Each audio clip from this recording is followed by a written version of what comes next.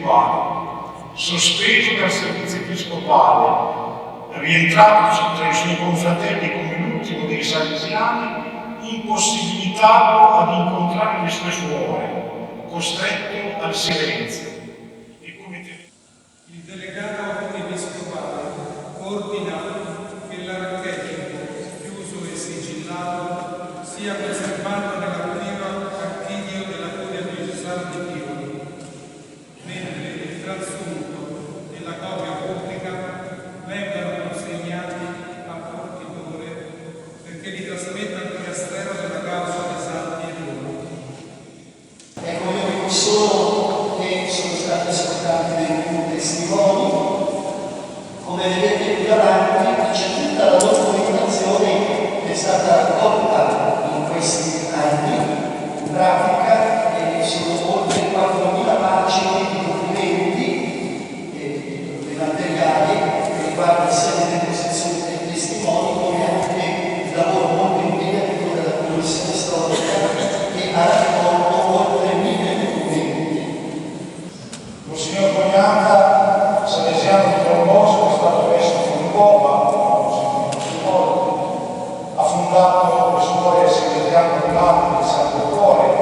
che a Tivoli hanno la loro casa generalizia e dove rimangono sono amati ed apprezzati anche oggi per l'apostolato,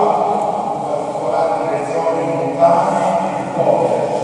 e fin dall'inizio seguono con particolare attenzione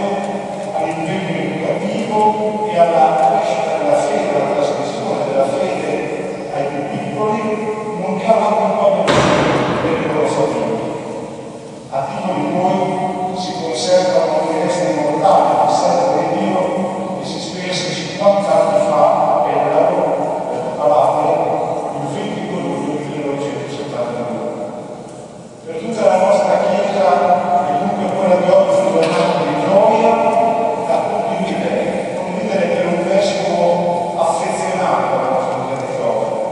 Non è stato un vescovo di Dio, ma affezionato al nostro territorio sì, e che fin d'ora possiamo pregare affinché interceda presso Dio per le nostre necessità. Parliamo questi anni, mi sono convinto sempre di più del ruolo che è Monsignor Cognata anche per la nostra Chiesa diocesana di Tripoli e di Palestina. Se con la chiusura dell'inchiesta diocesana l'epicentro della causa si sposta dalla diocesi di Tripoli a Roma, questo non significa però che Monsignor Cognata lascia Tripoli, anche perché le sue spoglie mortali sono nella casa generalizia delle nostre suore salesiane di Latte di Concianza, la cittadella di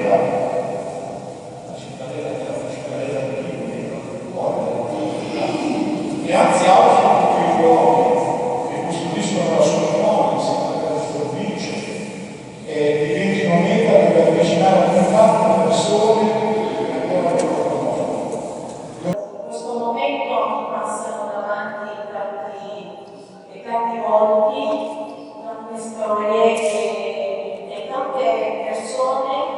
che hanno aspettato questo giorno. E quindi vorrei già ricordare i tanti che dal primo momento, quindi da lontano,